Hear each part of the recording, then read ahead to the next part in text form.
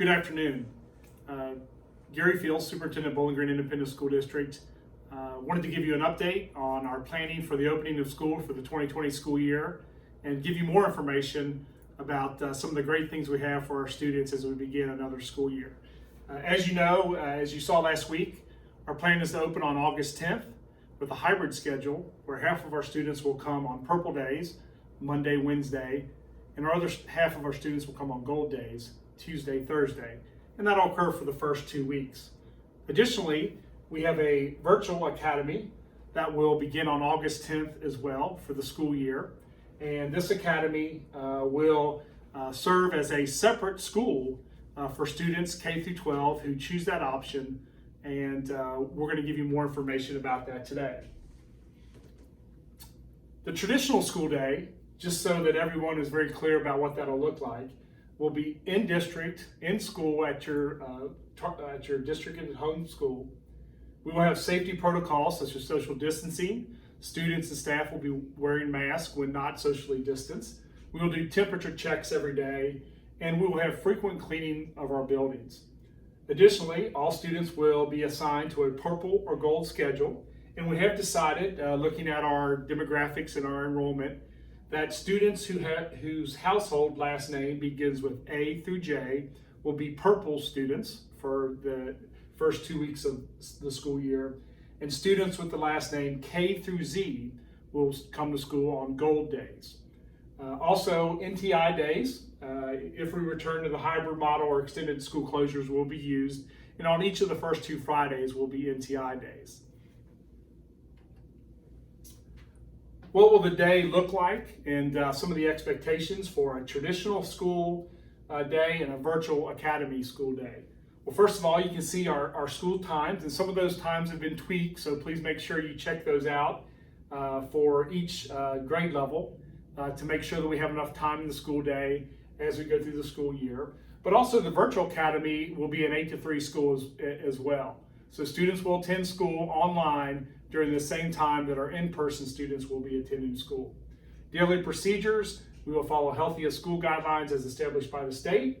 For our virtual students, they will be using Edgenuity, which is the learning management system we have decided to use, and they will be using high-speed internet at home to participate in that virtual academy.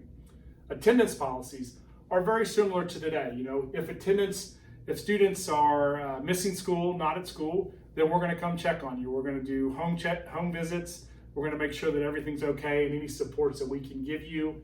And we are going to also have an expectation that students in our virtual academy are going to be participating every day. So that we want you to know that we care about all of our students, and we want to make sure that they are attending either in person or online every day. And if they aren't, we need to know why to make sure that we can provide the appropriate resources. Also, teaching and learning. For our traditional school, it'll either be in-person school, or if in the event that we use NTI days because of school closures, there will be NTI instruction, like in the spring, but much better, we're excited to say. And also for our virtual academy students, teaching and learning will take place through Edgenuity, which is an online platform. The virtual academy is completely online, but it is not NTI. The curriculum will be provided by Edgenuity, learning management system, but delivered by Bowling Green Independent School District teachers. So we want you to make sure you understand that. You must make a decision and register by August 3rd to decide if you're going to be in our virtual academy or if you're going to come to school in person. So August 3rd is a critical date. That date is critical because of our staffing for our virtual academy as well as our in-person school. We need to make decisions about how many teachers will we need for the virtual academy, how many teachers do we need for in-person students. So I know August 3rd, it might seem like it's far away, but it's coming up quickly. So you need to begin to make decisions about what you want to do for this school year. Your commitment to the virtual academy is first semester. So by August 3rd, you make a decision during your online registration, and you say you want to be part of the virtual academy, then you will do that through the December semester. So it's a very important decision. We respect your decision. That's the best interest of your child and your family. but it is very important to know that once you make that decision, you are committed to that decision. For students who have special education services and IEP, we will work very hard to meet your needs with the help of not only our special education teachers, but our regular ed teachers in the virtual academy. And beginning on July 22nd, students with IEPs, your parents will be contacted by your teachers to discuss the best option for your child. We want to make sure that we can answer all your questions and make sure that you're making a decision that is in the best interest of your child's learning needs. And so you will be getting those calls beginning on July 22nd. So what does this virtual academy look like? Well, in addition to the teachers for Bowling Green Independent School District that will be teaching in the academy, it is a very interactive program. So this is an example of a second grade math problem that has videos, explanations, a lot of visuals, which in a classroom it would be a manipulative. So very interactive, and hopefully a way to reinforce some of the things that our teachers are teaching your child during the class. There's also a number of worksheets and activities that kids will do outside of class time, so like homework for a normal in-person student might have. We will also be teaching students how to use PDFs and other documents and be able to finish that work so they can submit it to the teachers to be assessed and graded. All students will have a dashboard which will show what courses they're in. This example would be for a sixth grade student. They would have world culture, geography, life science, math, etc. So the students, that's how they would go into each course and would know where to go, how much progress they're making, all that information. This is an example of a seventh grade math problem. Looks a little more difficult to me than seventh grade, but they tell me it's seventh grade. Talking about surface area. So there are opportunities after our teachers have taught some of this content for students to go watch videos, to see examples, to go through the process of work. So we think it is not a substitution for great classroom teaching, but we think it's the next best option that we can have for students in a virtual academy. So what do those courses look like by grade? And this is a question we get a lot, so we want to try to answer those. For kindergarten, obviously, reading and math and then science, social studies is integrated into those subject areas. iReady, which you'll see in multiple grade levels here, is a proprietary software program you use to assess students, to see how they're progressing, to give them extra work, so to make sure that they are progressing at grade level or beyond.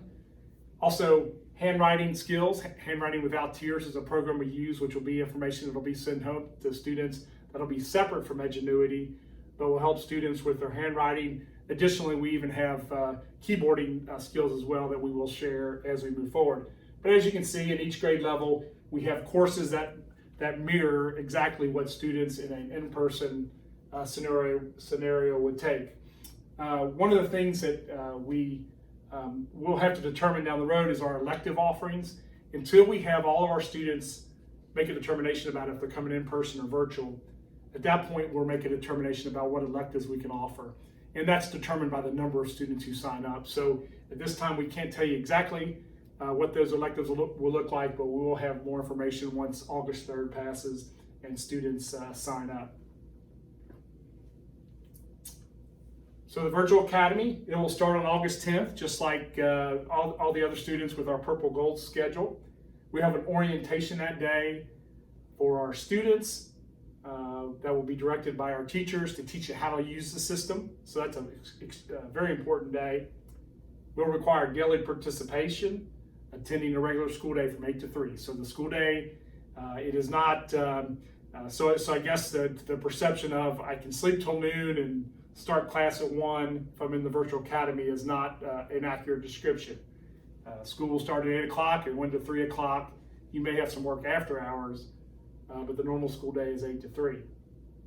Students accountable for attendance, participation, assessments, classwork, all those things. We do have honors courses, dual credit courses for high school students through Western and other universities, special education services, gifted and talented supports, etc.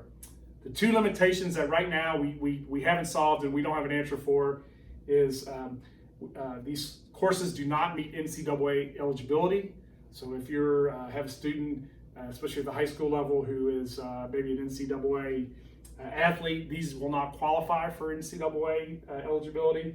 Also, we right now do not have an answer for AP courses. We can offer honors courses, and that's something we're looking at, but right now you should plan that we will not be able to offer AP courses in this virtual academy.